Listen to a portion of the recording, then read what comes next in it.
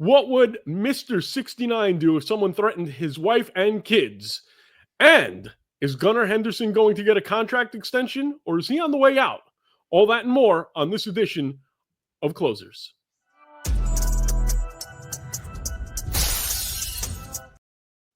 What is going on, everybody? Your boy James the Greek is in the house. And as usual, he's joined by the awesome, the almighty, the powerful Mr. 69, David Ardsma. DA, how are you, buddy? What's going on, James Coudianos? It is nice and beautiful here in Arizona. It's actually been cool for a couple days. And on June 1st, first time in almost a century, we got rain here in Phoenix. Wow, that's pretty wild. Fun fact of the day. Well, it's better than that time you sent me the video of all the hail that you guys got. There was size of golf balls. Yeah, weather's so random here. Yeah, but that's cool, man. I enjoy it. Before we get started, I just want to let you know I'm a little jealous, and I don't know if it's a good thing. You know, you and I are super close for a long time, but now every time something comes up, you text me and Alex, and I'm like, oh man, I'm not his favorite anymore. So I'm kind of hurt. But yeah, I'll get over it. I mean, it's okay. Alex is moving on up. Quipopotamus is picking up my energy.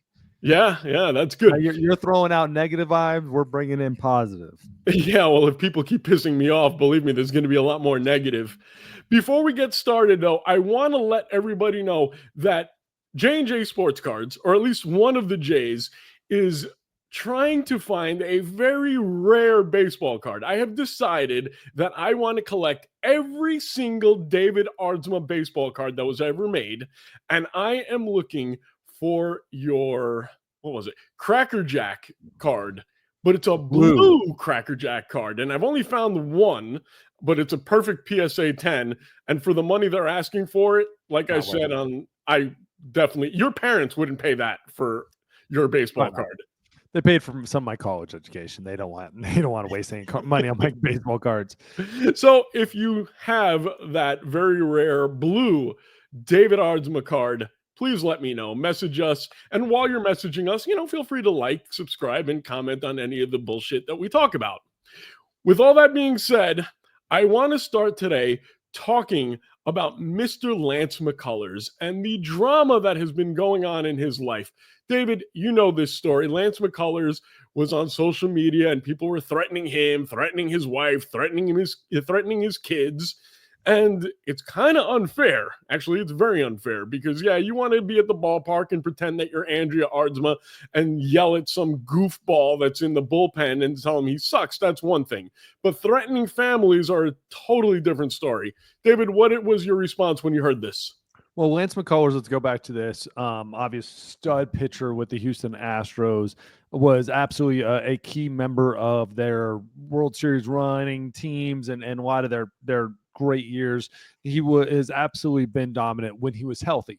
2022, he got hurt, flexor tendon problems, ended up having surgery in 2023, and then had been out for 2 years, right? So missed all the rest of 2023, all of 2024, and then made his debut May 4th of this year against the Chicago White Sox. Had a great outing, 3.2 innings pitched, and got it back on the mound, just like one of those awesome moments. Like whenever anybody comes back, he's amazing.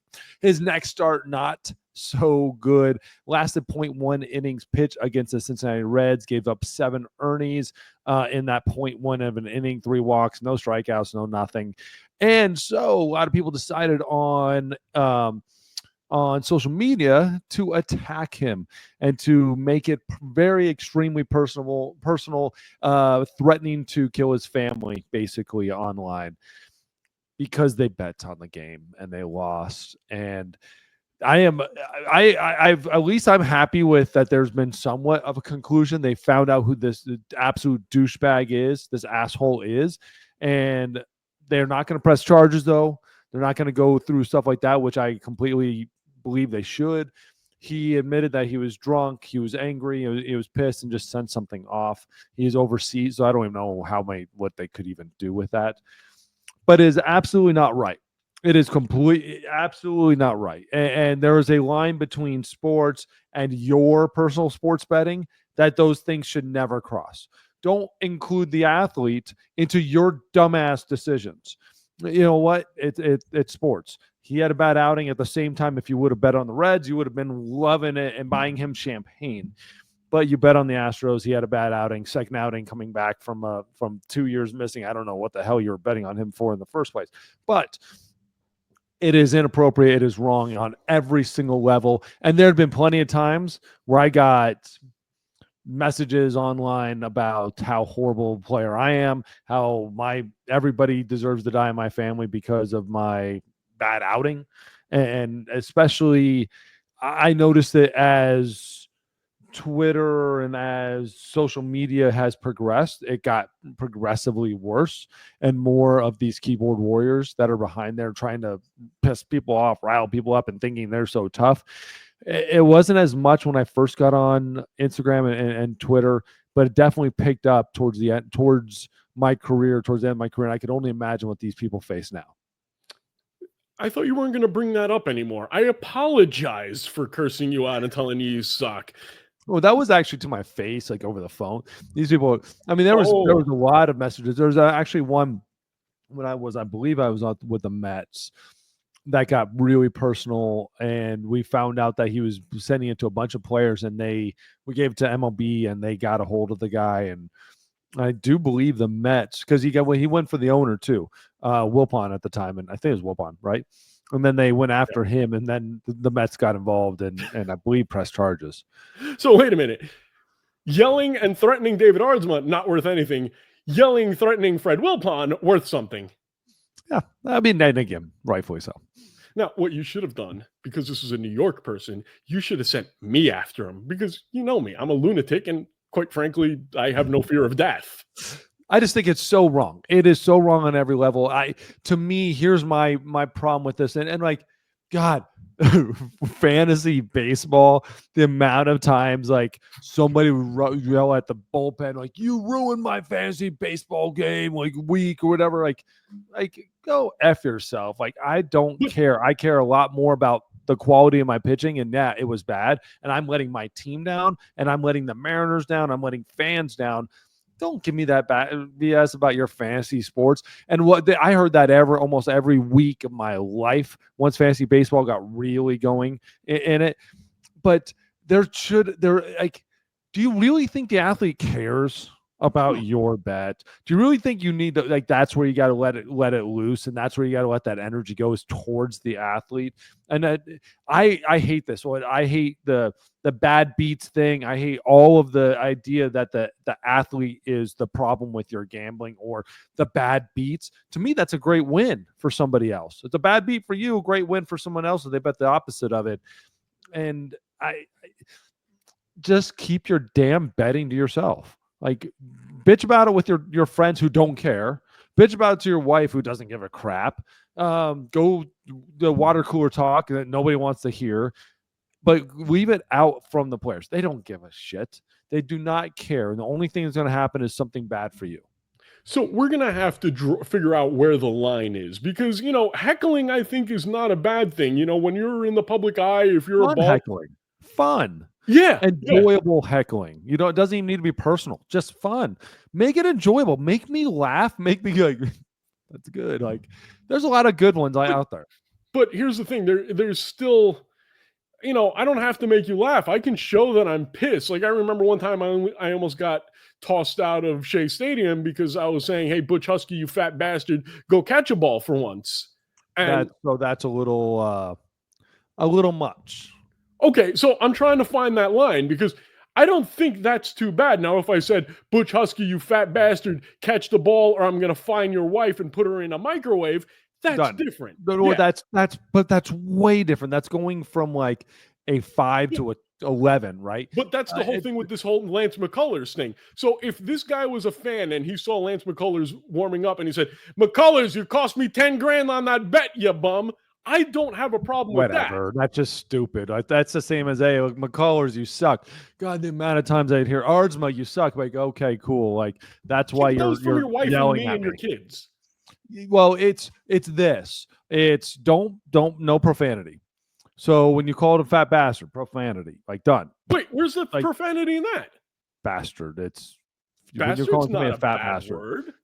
Yeah, I give it again. I'm still giving it like this. But Okay. if you the f you, the shit, the asshole, anything like that, because to me, it's still it's meant to be an environment for fans.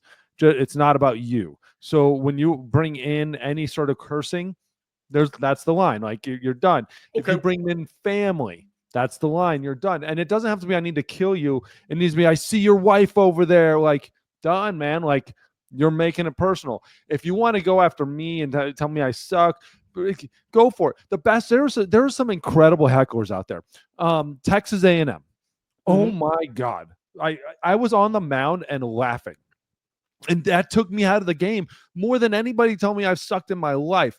But they go, hey David, we see your girlfriend. She got up and went to the bathroom. She goes, she doesn't want to watch you pitch. I'm like, done. Like hilarious. That is well done. Whenever my parents got up, like they'd be like, I mean, you're talking like 10 people like, your mom just got up and she just sat down. She just got back up again and she's cheering. And like that's hilarious. That's fun. And then you get to like University of Houston where they're just in your face and screaming at you. Or to be honest, Yankee fans were some of the worst. Just dumb. This just bad Yeah. heckling to where it's so easy to block that stuff out because it's not creative. Okay. So I got Toronto Blue Jays, horrible hecklers. Like you suck, Like you go, hey, you're a bad bastard. You can't even pitch. Like you're like, you don't even score runs. And I'm like, I'm a pitcher. you don't know Like the difference between horrible. a hockey puck and a hockey stick, you hoser. Yeah, dude, it was really bad. And the problem though with Toronto was they would sit there and say, "Hey, you fucking bastard, you fucking suck," and then the security wouldn't do anything about it. And there's kids sitting right there, and that's my problem is when you go cuss and there's a kid sitting there and you go, "Oh, it's my right." No, it's not. Well, That hold is on not a your second, right. because there's got to be a line here too, because I'm from Brooklyn. You're lucky I could speak English well. I curse every other word. So if I said something like, "Look at this effing guy, he can't even throw a strike," is that bad? That's bad. Don't cuss. Really? Hey, look at this guy. He can't even throw a strike. You don't even need to include the F because the Oh, problem is when you throw okay. the F out there, it's all about you, and you don't care about anybody around you. And when there's three kids there that the first ever Yankee baseball game, their only memory is that asshole behind them screaming at people, and that's the problem. Is like you're making it about you and not about the game. Like have fun. Like this guy can't even throw a strike. Like this guy can't even walk straight. Look at his feet. They're all like that's funny, like or like just something. Be creative. Like when I say personal, don't get like bring my family in negative ways and stuff like that. Like Okay. get personal, funny. Like bring So up I'm going to give something you stupid about my past. Like hey, like hey, your coach doesn't even want you anymore. Like they released you 3 times and now they brought you back. Like good luck. Or I don't know something. Okay, I'm going to give you a couple, Come and on, you're let's going to go. say yes or no. So if I'm heckling David Ardsma and I say, David Ardsma, how in the hell did you get that wife, you ugly bastard? Okay, okay, That's that's good. great. Okay. I think you could probably make it more funny, but I get where you're going with it. Okay. Like, What if I like David say, Arsenal, your wife is hot. God, you are one ugly bastard. What'd you do for that? She must be just after the baseball, man. You're just a baseball player. Yeah, okay. Now how we're about kind of like, all right. Now I gotta like, what am I gonna do? I gotta like damn, how I am about something ugly. like, David Ardsma, I saw a picture of your sister. Why is she so hot and you look like a piece of garbage next to her? How come you're the Danny DeVito and she's the Arnold Schwarzenegger? Now we're talking. Now we're talking. Like that's good. And that's what it Okay. should be. That's bringing in personal things without making it personal. Like that's bringing in things about you, but it's not making it personal. Like it's not like trying to like, when Jaron Duran and going talking about suicide in a really open manner and something that probably took a lot of guts to talk about, and they're yelling at him like you should have killed yourself. Like, ooh, dude, like the whole team should have been up in that stands going after that guy. Like Finally, that's something you got to do. finally, last one. Yes. Hey, Ards, I see your son JD in the stands. I feel so sorry for that kid if he's going to have that chrome dome like you son of a bitch. So it's the end. It's the son of a bitch at the end. No, That one's funny. Like, hey, Okay. or like, like, but you can make it more funny. Say, like, hey, good luck with your kids. Or, they're gonna end up bald like you probably. I don't Again, know. Brooklyn. I'm not funny. Yeah. Yeah, Again. that wasn't a funny one, but you can make it funny. All right. Bottom line for everybody watching this right now, and I know we had a little bit of fun with this. Don't, if you want to heckle someone, heckle them, give them grief, but don't go after a dude's wife and kids and threaten to kill them because you're an idiot and you want to gamble. And this is what I was worried about when they made gambling legal in this country. I was worried about not only the sanctity of the games, because I do think that eventually there's going to be an umpire, there's going to be another referee in the NBA, there's going to be a player who's going to throw a game. It's going to happen. There's too much temptation, especially in a sport like baseball where, we talk about these long contracts and these big deals, but the average ball player's, career is like, 3 years and never make any money? Yeah. So I was worried about that. But I'm always also worried about the threats to the players, because it's going to happen every so often that someone's going to have a bad game when they were supposed to win.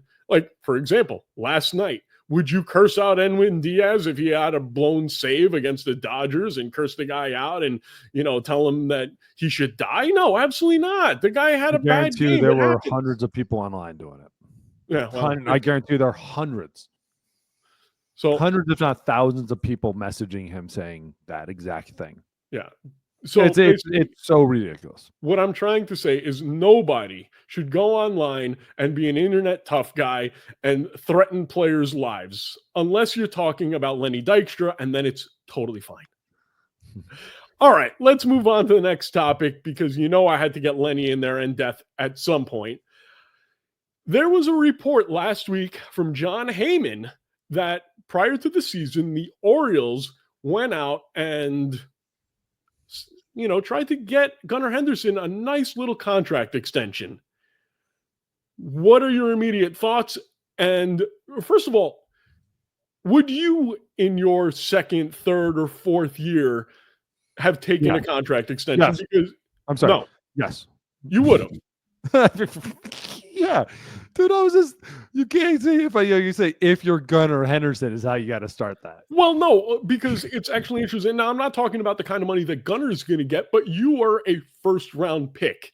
And I would have never even thought. I would have said hard yes. Okay. Because the reason I bring this up is after this story came out with Gunnar Henderson, then Ken Rosenthal wrote a little think piece talking about Pete Crow-Armstrong, PCA, and how well he's playing right now, and how it would be foolish if he accepted a long-term contract from the Chicago Cubs. And my thought is, yes, there are many guys in baseball who have undervalued contracts. We've talked about Bobby Witt, and somebody the other day was saying, oh, Bobby Witt's the biggest idiot in baseball because he could have gotten a Soto-like deal. Or, Acuna. We talked about Acuna plenty of times. This guy made, $10 million a year for 9 years? Something ridiculous like that. But if you are these guys and you get hurt after year 2 or year 3 and you never have the opportunity to get that money, that is life-changing money, not only for you, it's also for your family. Your kids are not going to have to worry about money. So I can understand that anybody saying, oh, don't make that deal. But then you look at Fernando Tatis. Would Fernando Tatis get that same deal now that he got prior to being popped for steroids? No chance. No chance. And here's the thing, too. Ronald Acuna Jr., 2 major knee injuries and surgeries that very easily, either one of them could have knocked out his career right there, or can still knock out of his career. To say no to Pete Crow-Armstrong is absolutely crazy, because the problem is that to say no to what? To what type of money? Are we talking about a Evan Longoria or an Acuna kind of deal? No, we're going to talk about a lot more money than that. And the thing is where his career is going to go, we have no idea. It didn't, 2024 was good. 2025 has started out amazing, but he's definitely slowed down too in these the last 7 games. He's slowed down. And so And so there's times here we gotta talk about it. Like Gunnar Henderson has a lot more at bats under his belt in the big leagues. So the Gunnar Henderson sitting there, and we're basically already at arbitration coming up. Mm-hmm. This is when you talk the deal. This is when you sit down and go over it, because this is the Orioles don't have a whole lot more time on those books. They're going to have only 2 more real full seasons, or 3 maybe full seasons where you have to have that conversation where he's a free agent and now you have no choice. So these are the times when you talk. And if I'm Pete Crow-Armstrong, I'm sitting down at the table saying, hell yeah, let's have a conversation and let's at least talk this through. If you're going to sit there and get an Acuna deal on the table, I'm probably saying no. I need to have something that builds up into the net worth. If you think I'm worth holding around for 10 years, pay me like I'm worth holding around for 10 years. Now, I'm not looking for Vladdy, Soto, Ohtani, Judge type of money, because you haven't proven it on that level. Mm-hmm. But I am looking. I'm looking at an Acuna. I'm looking at a Bobby Witt Jr. I'm looking at those deals saying, okay, that's starter price because of where they're at and where their success is compared to where I'm at, my success. At the same time, he had 10 home runs, hit 237, had had a 143 total bases last year. Mm-hmm. He's had a great start to this season. So let's pump the brakes before we're anointing him the next crown, the greatest superstar ever. He's an incredible athlete, an incredible player, and there are great things coming out of every single thing you ever hear about him. At the same time, like, let's see this continue. If this continues, he's a 280 hitter right now. It's not like he's 315, but 280 is goddamn good. And 15 home runs at this point is damn good. It's 7-8 off the pace. There's a lot of really good things. The defense is through the roof, but it's not Soto numbers. But at the same time, like that Witt deal, it's got to be the starter pack, and then you got to go, okay, that's great. Times have changed. I'm not so sure that that's the starter pack, because what did he get? 2 something? But if you can look that up while I'm talking, Bobby Witt's contract. But you take a look at PCA. He doesn't play shortstop. He plays in center field, which is definitely a position of need for a lot of teams. 11-year 288. Okay, 11-year 288. I wouldn't go to 377 over 14. Like, to me, that's the number. Like, if you're talking at this point in my career and you think I'm something, like when he signed that, now again, Bobby Witt immediately then gave you number 2 in MVP voting, or 3? Yeah. I'll give you some numbers and you tell me if you'll take it if you're Pete Crow-Armstrong. 10 years, 150. No. 10 years, 200. Now we're getting to the table. See, I wouldn't go any higher than that because I just don't know. I've seen guys like here's the thing, though, is in 5 years, the value of $200 million is going to make nothing. Correct.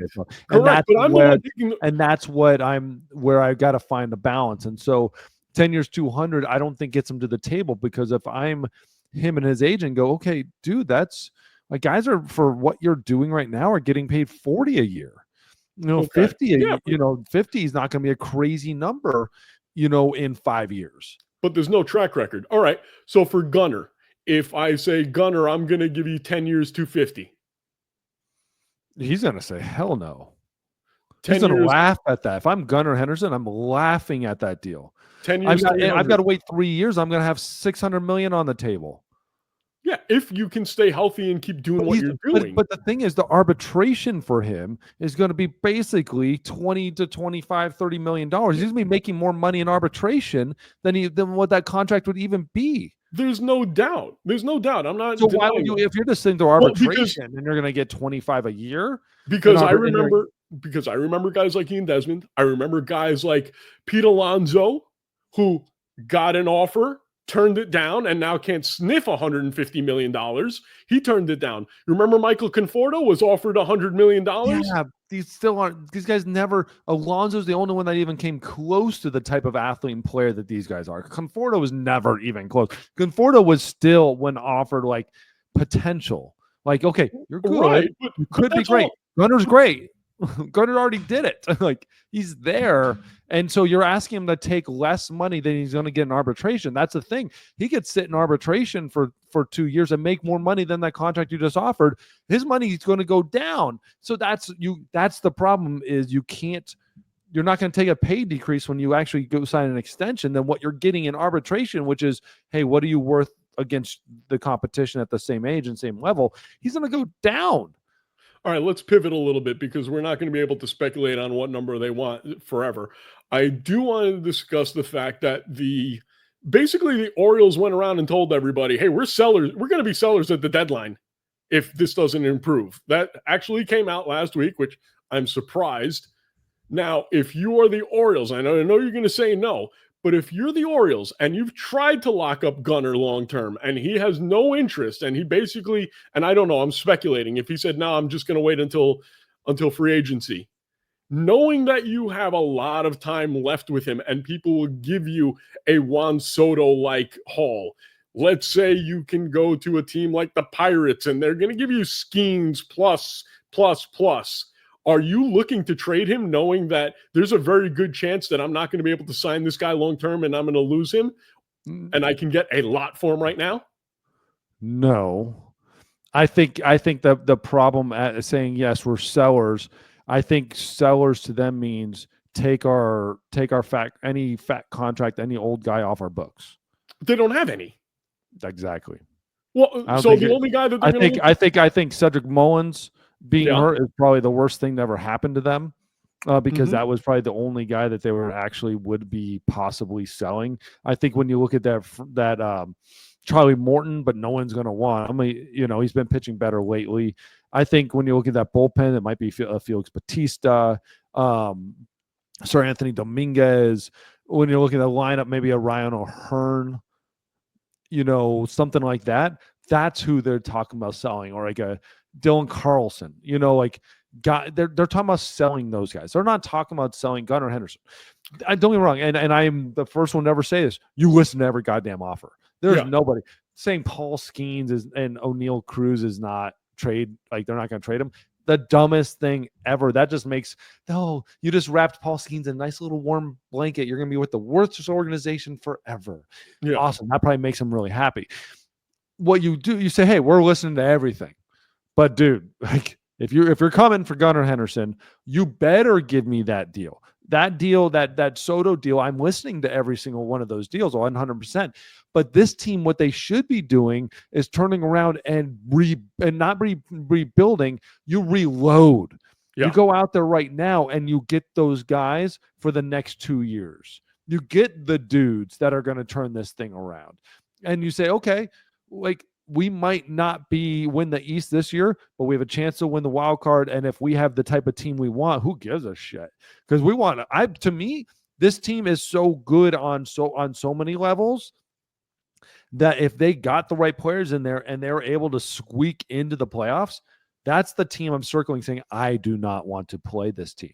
I'll play anybody besides this team if this team's able to make the playoffs, because they're going to be angry. They're going to have a chip on the shoulder. And the one thing I know about Major League Baseball is if you're hot in September, you're hot in October. And a team that has to make the playoffs and fighting from behind is going to go deep into the playoffs. And like you said, they have some players who are good on so many levels. And if you want to be good on so many levels, there's only one place to go. David, tell everybody where the one place to go is. TopVelocityPro.com. Come to the website, go to social media, everywhere. Top Velocity Pro, you'll find me. You'll find my number on there. Hit me up. If you have an athlete, you or yourself are an athlete, and you want to be the best possible thrower there is, Duke, hit me up. This is what I do, and I'm damn good at it. Couldn't have said it any better myself. And with that being said, I'm James. He's David Aardsma. We will talk to you soon, guys. Thanks so much.